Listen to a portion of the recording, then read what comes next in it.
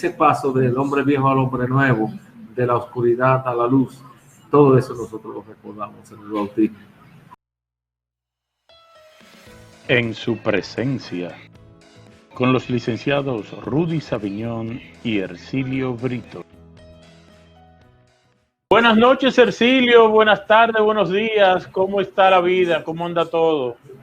Mundo, buenos días, o buenas tardes, o buenas noches, dependiendo de donde usted esté. Aquí estamos con ustedes. Tú sabes que la semana pasada, cuando tratamos la parte 2 de la vida después de la muerte, surgieron unas cuantas interrogantes y unas cuantas preguntas de mucha gente que vio el programa y que nos quería preguntar cosas. Vamos a ver si las respondemos la semana que viene, porque esta semana tenemos el comienzo de los sacramentos. Vamos a comenzar con el sacramento de entrada, el bautismo. Ok, la primera pregunta. ¿Cómo es el bautismo cristiano y en qué se diferencia de los demás bautismos? Bueno, no podemos hablar de bautismo cristiano, digamos, en comparación con otros bautismos, porque ese rito sacramental solamente está dentro de los cristianos, en sus diversas, diríamos, de sus diversos credos. O sea, los budistas no tienen bautismo. Tienen otros ritos que nosotros no podemos llamar bautismo. Ok. O sea, nosotros, el bautismo es propio del cristianismo. Del cristiano, de la parte, diríamos, del hemisferio occidental. El mundo lo podemos dividir, el mundo del pensamiento lo podemos dividir en orientales y occidentales. Okay. Nosotros somos occidentales, bueno, lo del Medio Oriente, acuérdate que ahí nacieron todas estas cosas. Sí. Pero lo del Medio Oriente, el mundo monoteísta, el mundo que cree en un solo Dios, podemos entenderlo, podemos encasillarlo dentro del mundo de los que practican el bautismo. Okay. Sí, el judaísmo, el bautismo comenzó con ritos como el bautismo que hacía Juan en el Jordán. Y también se podía considerar como bautismo la misma circuncisión, y eso viene desde muy antiguo, porque también el bautismo que es equiparable a la vivencia en la persona de la Pascua, ¿verdad? De aquella liberación que tuvo el pueblo hebreo del mundo egipcio, el paso, que nosotros le llamamos también Pascua, del Mar Rojo, y una gran victoria, diríamos, del mundo creyente en ese momento, naturalmente que con Yahvé, con Dios a la cabeza, porque no fue solo, la victoria no fue de un pueblo, la victoria fue de un Dios, con el pueblo naturalmente, como el protagonista Dios, y el pueblo, la gente que estaba siguiendo. Los sacramentos, primero teníamos que decir también que los sacramentos son elementos, diríamos, sagrados, que generalmente corresponden a un rito dentro de nuestra Iglesia Católica, y que cada uno tiene su naturaleza propia, pero cada uno corre a partir de el sacramento de iniciación, que es el bautismo, y el segundo estaríamos hablando ya de la confirmación. Pero el bautismo, que es el primer sacramento, el que nos hace cristianos, ese es el que nosotros tenemos como dentro de los rangos del bautismo, para que sea más clara la cosa, el más grande. No significa que los demás no sean importantes también, pero el bautismo, como es el que nos hace cristianos, como es el punto de partida de la fe de los cristianos, pues entonces nosotros lo llamamos de iniciación, y un sacramento que imprime carácter, es decir, que es una vez, que no se repite, porque una vez vale para siempre. Okay. ¿Cuándo se inicia este ritual para los cristianos? Yo sé la parte donde Jesús es bautizado.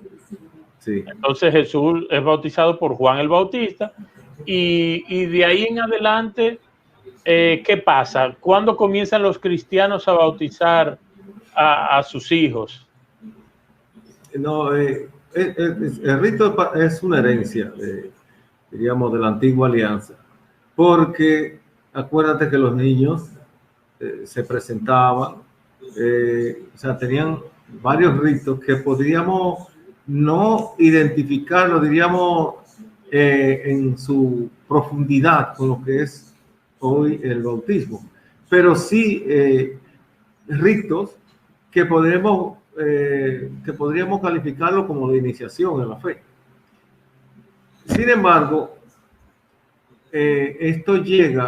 todos estos ritos y todas estas cosas que hacían llegan a su punto, diríamos, más relevante en el bautismo de Jesucristo en el Jordán. Pero el bautismo de Cristo en el Jordán fue anunciado por Juan, que fue el ministro, diríamos, que en ese entonces bautizó a Jesús en el río Jordán. Pero él venía bautizando y él aclaraba, porque tenemos a Juan el Bautista como el gran anunciador del misterio que estaba ahí realizándose cerquita de él. Y este momento, diríamos, del bautismo de Jesús marcó el antes y el después de la fe, porque a partir de ahí es donde Jesús comienza la misión, comienza su vida pública, inmediatamente poseído en su profundidad por el Espíritu, fue llevado a hacer el retiro de los 40 días que nos habla la Biblia, y de ahí viene con todos los poderes a predicar y anunciar, y funda su grupo, hace un reguero de cosas. Y entonces el mismo Jesucristo, en distintos pasajes bíblicos, que ahora habría que, qué sé yo, mencionar a Juan 3, 5 o a Marcos capítulo 16, versículo 16. Con toda propiedad Jesús manda a sus discípulos a bautizar. Exacto. ¿Entiendes? Vayan y hagan discípulos míos, bautizándolos en el nombre. Que no es un juego, sino es un mandato, ¿verdad? Es un mandato. Exacto. Y entonces no tenemos que entrar en sospecha alguna, porque con toda claridad se pone como punto de partida de la fe cristiana el bautismo. Porque ¿a quién era que bautizaban? Pues primero al que aceptaba la fe, al que aceptaba el anuncio, al que aceptaba la palabra. A partir de ahí se incorporaba a través del bautismo al grupo de los cristianos. Y ahí entonces podemos decir que se incorporaba al grupo de los iluminados, no Illuminati, porque entonces vienen ahí a confundir la cosa, ¿no? Son otra cosa. Iluminados, ¿por qué? Por la fe que entró en él a través de las aguas del bautismo, y también de los elegidos, y de los agraciados, es decir, de los que recibieron la gracia del Señor. ¿Cómo nosotros pasamos de ese bautismo donde hay primero una aceptación de que yo quiero ser, y llegamos al bautismo de los niños? Tú sabes que eso es una controversia con nuestros hermanos separados desde siempre, de que ellos dicen que debemos dejar que los niños sean grandes y decidan y todo eso. ¿Cómo llegamos a...? Ahí hay algo que tenemos que tomar en cuenta. Fíjate Si nos vamos a la experiencia de los discípulos de Jesús, cuando ellos salieron a predicar, encontraron y le predicaban a gente grande. Incluso no creían en los niños, no dejaban ni siquiera que los niños entraran a la asamblea porque era costumbre de ellos. Se le predicaba a gente grande, naturalmente, eran los grandes que se convertían. Pero con el tiempo nacen los niños en familia de gente que están convertida al cristianismo y quieren que su niño entre también. Ya no va a entrar como un circunciso, es decir, que lo circuncidaron cuando niño. Pero tú quieres que en tu casa, si tú eres cristiano, que todos los que estemos ahí somos cristianos. ¿Y por qué la última criatura que nace no puede ser cristiana? Entonces, con el tiempo se fue incorporando el bautismo, aunque con cierta, diríamos, con cierta diferencia entre un teólogo y el otro, entre una teoría y la otra, pero los concilios fueron aceptando el bautismo en los niños, con un testigo o con dos testigos, que son los padrinos y los padres, que se comprometen a criarlo, ¿verdad? A criarlo, a adoctrinarlo, a desarrollarlo en la fe, tanto de manera ejemplar como de manera, diríamos, teórica. Es decir, tendríamos una catequesis, yo supongo, en la casa, pero el ejemplo, que es el que más enseña, que más enseña con mayor propiedad, eso lo tenían de los buenos cristianos. Y el cristianismo se fue expandiendo así, Lo que pasa es que por tiempo entran las disputas, ¿verdad? Entran las disputas. Incluso, si nos vamos a San Agustín nos habla del don de la gracia que se confiere a través del bautismo entre los seres cristianos, que también tenían que tenerlo los niños, porque incluso se inventaron una palabra llamada limbo, que era como un espacio donde iban los niños que morían sin bautizar, que ni era infierno ni era cielo. Pero en esa teología agustiniana, donde se habla de pecado original lo más pronto posible, se podía quitar eso, era con el bautismo, porque el bautismo también crea un espacio de intimidad. Esa gracia que nos viene a través del bautismo crea un espacio de intimidad con Dios. Ahora, la discusión era si era fuerte la fe con el bautismo o era débil. En el siglo XIII, que tenemos a Santo Tomás de Aquino, tenemos una disputa entre Pedro Lombardo y Tomás de Aquino. Tomás de Aquino dice que el bautismo realmente no confiere la gracia, pero la debilidad humana, como quiera, debilita la fe si no se le da mantenimiento. Es decir, teníamos que mantenernos siempre en constante búsqueda de Dios, en constante renovación de la fe, para tener esa fortaleza y luchar contra el pecado, porque la fe tendría a debilitarse, a pesar de que estemos bautizados. Entonces Pedro Lombardo, que no considero que estuviera tan lejos la teoría de Pedro Lombardo decía que el bautismo no producía la fortaleza. Es decir, Tomás decía que a pesar del bautismo, el ser humano continuaba con las debilidades. Lo único que tenía era la posibilidad de luchar por regenerarse y fortalecerse. O sea, que era una lucha constante. Pedro Lombardo decía que nosotros nos poníamos fortísimos y nos poníamos, ¿verdad? Pero que también podíamos caer en pecado, pero no con tanta facilidad como lo decía Santo Tomás. Porque Santo Tomás lo que quería era que mantuviéramos siempre esa renovación, estar vigilante, o sea, ser sobrio, estar despierto frente al pecado. El pecado ataca. Sí, oía un sacerdote una vez comparando, haciendo una analogía y decía, ¿por qué usted no espera a que su niño sea grande y le diga que quiere ser vacunado contra ciertas enfermedades? Sí, exacto. Entonces, si usted cree que la vacuna es buena, usted se la pone a su niño desde que está chiquito. Sí, Haga lo mismo con el bautismo. Si usted cree que el bautismo es la entrada en la fe, si usted cree que eso confiere ciertos poderes y ciertos escudos contra lo malo, déselo desde que nazca. claro. Sería como una especie de... La vacuna es preventiva, ¿verdad? El bautismo no es preventivo.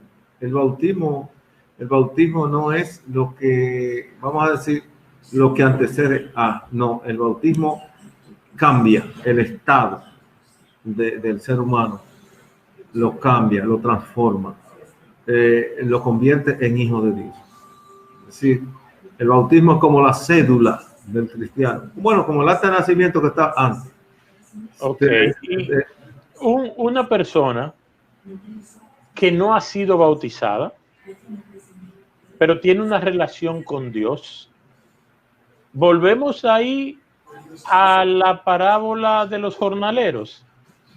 Dios Eh, da su gracia a quien le dé la gana. no, en ese sentido,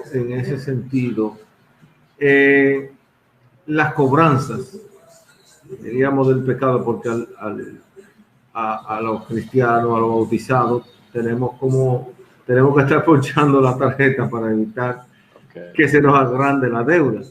En este sentido, este que llega al final y se convierte, una vez bautizado, está nuevecito, nuevecito.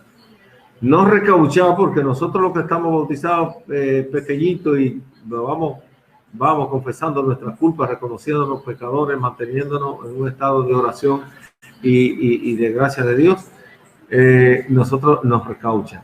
Pero el que lo bautizan hoy está nuevecito. Es decir, dejó el hombre viejo y entró al hombre nuevo. Eso es lo que nosotros precisamente celebramos en la Pascua de Resurrección, ¿entiendes? El cambio del hombre viejo por el hombre nuevo, el cambio del hombre maltratado por el peso de las culpas, resucitado, porque hemos sido perdonados y hemos sido transformados. No en otro Dios, no en otro Dios, pero sí en un hijo, ¿verdad? En un hijo que por adopción llega a pertenecer a esa gran familia. Bueno, algunos dicen, algunos religiosos dicen a ser inscrito en el libro de la vida. Pero yo digo que ha sido transformado en un hombre nuevo. Dime entonces, una persona, vuelvo y te hago la pregunta ahora, una persona que no ha sido bautizada y llega a tener esa relación con Dios. Nosotros entendemos que es imposible una relación a plenitud con Dios si no pasamos por el bautismo. ¿Entiendes? Si no pasamos por el bautismo. Aunque el mismo Tomás de Aquino habla del beneficio de la majestuosidad de la gracia de Dios, puede alcanzar hasta los que no están bautizados. Claro. Pero eso se ha estudiado muchísimo, pero las conclusiones son difíciles, no es fácil de concluir, porque es que el evangelio es claro y la predicación y los mandatos de Jesucristo son claros. Sí, es como tú dices, fue un mandato. Vayan y hagan discípulos míos, bautizándolos en el nombre del Padre y del Hijo y del Espíritu Santo. O sea, es decir, métalo a este club, que este es el club de los salvados. Entonces, la parábola de los de los jornaleros no entra mucho ahí, porque los jornaleros llegaron a trabajar. Es decir, los jornaleros llegaron. Cumplieron. Así fue a la última hora, como en el lado 27, pero llegaron. Estuvieron ahí. Sí. Tú te refieres ahora a los que nunca llegaron y estuvieron ahí, pero que tuvieron una vida más o menos, diríamos, aceptable dentro de la vida normal, una gente que no fue de nada, que era colaboradora, ¿Una gente buena? Sí, una gente buena, que nosotros llamamos buena. Sí, a los ojos nuestros. Perfecto. Que no nos escandalizó. Exacto. Sí. Entonces, un creyente, para llegar, porque estamos hablando de la religión católica y del cristianismo, para un creyente, fíjate, qué bueno que tú mencionaste ese punto. La religión cristiana, todas las acepciones, sean como se llamen, tienen un ritual del bautismo, sea de una forma u otra. Sí, tienen un ritual de bautismo, pero por ejemplo, ya en el siglo, ya con Lutero, con Martín Lutero adopta muchas cosas de la Iglesia Católica. Él era católico. A la renovación, a la reforma que él hizo. Entonces, hay una cosa ahí, y es que él, al principio, también por cambiar cosas, cambió lo del bautismo. Lo puso para gente grande. De hecho, él no fue a predicar a niños. Él le predicó a gente grande, naturalmente. Pero después tuvo una transformación. Volvió a bautizar niños. Así que hay como dos etapas.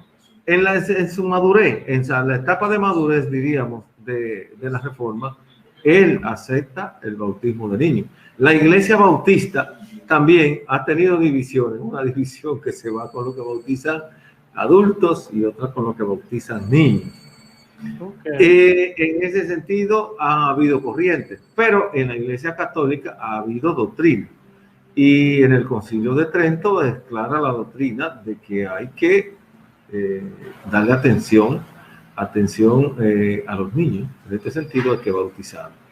Oí un sacerdote una vez en un bautizo, se puede decir de las dos formas. Bautizo es el hecho de bautizar, un bautizo o un bautismo, la misma cosa. Lo oí diciendo, estamos bautizando a este niño, pero quienes son los encargados de que esa florcita que se acaba de sembrar germine, crezca, se ponga bonita, son ustedes. Claro. Esta prédica del bautismo no es para el niño, es para los padres y los padrinos. Sí. Es para ustedes. Y ustedes son los encargados, y a ustedes que le van a pedir cuenta cuando ese niño mañana no lleve lo que ustedes están solicitando para él en este momento. Fíjate que en el ritual del bautismo hay un momento donde se le dice a ellos ¿qué ustedes solicitan? Sí. Y entonces los padres son los que dicen queremos el bautismo para el esa parte de escrutinio es para estar claro. Claro, si estamos celebrando el bautismo y la gente que está ahí con niños vino a bautizar, pero es que el niño no está en conciencia. El que está en conciencia es el grande que lo lleva. Claro. Por eso se pregunta con propiedad qué ustedes buscan para que ellos digan lo que buscan. Entonces, fíjate que eso se utiliza hasta en el matrimonio civil. Ellos están ahí, ellos hicieron una cita para casarse, ellos llevaron los documentos para casarse, y aún así el oficial civil que va a realizar la ceremonia les dice, ¿usted acepta a esta señora en matrimonio? ¿Y usted lo acepta a él en matrimonio? Se supone que ellos vinieron a eso, ¿verdad?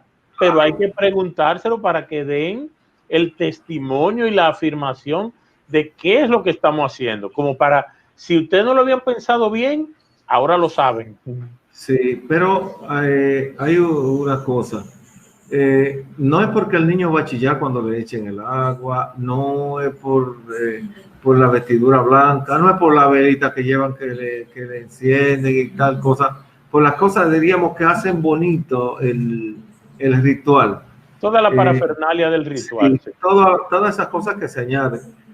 porque muchos más se van a preocupar por llevar una velita, mientras más larga y más bien decorada, mejor, o un vestidito bien blanquito, un trajecito bien. Miren, eso realmente es, diríamos, el suspiro del bizcocho. La parte real, y transformadora del ritual es primero la aceptación, la solicitud, porque van a pedir el bautismo. Van a pedir. Es una señal de que la persona es cristiana, de que estamos dispuestos a asumir una responsabilidad como padres o como padrinos. Y después hay una parte litúrgica donde el ministro aclara, todavía para que sepa, ¿verdad?, de tú a tú y cara a cara lo que es el bautismo. Y entonces viene la parte profunda del ritual, que es profesión de fe, y el agua, ¿verdad? El baño con agua bendita, es decir, una especie de lavado, que a veces es simbólico porque solamente se le echa un chin de agua, pero en algunas religiones los zambullen en un charco de agua, es decir, y he visto iglesias católicas. Y la iglesia católica una pileta que le dan su bañito completo. Lo bañan entero. No tiene... Y aunque en la última cena en el lavatorio de los pies, ¿qué dijo Jesús? Cuando Pedro le dijo que le echara agua en el cuerpo entero. Que el que está limpio. El que está limpio no necesita bañarse. No digo que tiene que lavarse un pie, es suficiente. Entonces, fíjate, hay entonces esa parte que es profundamente litúrgica, donde se hace una profesión de fe, donde ya se involucra, todo el que está ahí se involucra. Y luego la señal de la cruz con el Santo Cristo. Óleo. Con el Santo Óleo, porque ya eso es una herencia. Con eso ungían a los reyes. Y por eso ahí nos declaran sacerdotes, profetas y rey, por la misión que tenemos, ¿verdad? De anunciar. Los cristianos tenemos la misión de anunciar el evangelio, de predicarlo, de vivirlo, de enseñarlo. Por eso estamos haciendo este programa el día de hoy. Y ser líderes, tener también cierto liderazgo, porque a veces nos corresponde ser líderes también en una comunidad. Si está pagada, nosotros nos tomamos la demanda de animar y ayudar. Eso de rey es la participación en el reinado que tiene nuestro Señor Jesucristo. Y que los cristianos, bueno, en términos materiales, no somos conocidos profetas, no somos conocidos sacerdotes ni conocidos reyes, pero ese sacerdocio común que tienen los cristianos es el bautismo que se lo da. Todos tenemos esa misión de anunciar, de predicar, de servir, de conocer, de ayudar, y ese es un sacerdocio que participa de la misma figura de nuestro Señor Jesucristo. Lo que pasa es que a veces tenemos desconocimiento de las cosas o sencillamente timidez, pero el mismo Espíritu se encarga de quitarnos la timidez, de quitarnos digamos, esa modorra que a veces no nos deja caminar ni nos deja hablar en público. Pero si tenemos ese miedo escénico, pero podemos hablarle a los amigos, y por qué no, podemos hablar a los compañeros de trabajo, y por qué no, porque ahí no tengo yo allá miedo escénico, porque ahí no me conozco con todo el mundo, ¿verdad? Entonces, esas son las profundidades. Lo demás también se entrega una luz. Así es. ¿Qué simboliza la luz? La luz ya simboliza la claridad que tenemos que tener nosotros, y que también somos la antorcha encendida de la fe, que está encendida. y que tenemos que comunicar e iluminar a los demás, no que nos queme un dedo. Recuerda, en ese momento, con la unción, lo declaran sacerdote, profeta y rey. Y además le entregan la antorcha de la fe para que se mantenga prendida durante toda la vida. Sí, no se dice la parábola, no se dice la palabra que no se enciende la luz para ponerla debajo de la mesa del célebre. Pero esto es toda la liturgia, diríamos, pascual, que está ahí comprendida. Concentrada en el bautismo. Está concentrada también en la Eucaristía, que celebramos, muchos celebran diario, otros celebramos una vez por semana, pero es una memoria que hacemos de actos concretos de nuestro Señor Jesucristo. Y en el bautismo recordamos esa Pascua, ese paso del hombre viejo al hombre nuevo, de la oscuridad a la luz. Todo eso nosotros lo recordamos en el bautismo. Se nos está acabando el tiempo. Nos acabó el tiempo ya. Pues dile a los oyentes que se queden un chisma. Mira, entonces hemos oído hablar mucho estos últimos tiempos del bautismo en el Espíritu. Eso es una redundancia, realmente es una redundancia. Pero lo que hay que reconocer en todo esto es que yo lo entiendo así, pero realmente lo que hay que entender es, así como lo decía Santo Tomás, que tenemos que estarnos renovando, y eso del bautismo en el Espíritu también es un recuerdo del bautismo, y es una renovación del bautismo. No es que el bautismo no estaba, sino que se reactivó, ¿verdad? Entonces, así es que tenemos que entenderlo, y yo supongo que uno que esté reactivado en su bautismo, en su fe, con ese espíritu encendido, entonces tiene necesidad de gritarlo a los cuatro vientos. Y por eso es que hablamos de un bautismo del Espíritu Santo. Y sobre todo amarrándonos al texto de Pentecostés. Porque ahí el Espíritu Santo se manifestó de tanta forma en aquellos que estaban ahí en el Pentecostés, que pudo unir realmente el mundo en una sola fe, en la misma, la única figura de nuestro Señor Jesucristo, que nos envía con el Espíritu, ¿verdad? Nos envía a construir realmente la iglesia por todo el mundo. Por eso es que cada uno habla un idioma diferente y los que están ahí los entienden. Así que ya es un tema pendiente, el Pentecostés. Sí. Señores, se nos ha acabado el tiempo. Gracias de nuevo por el placer de su sintonía.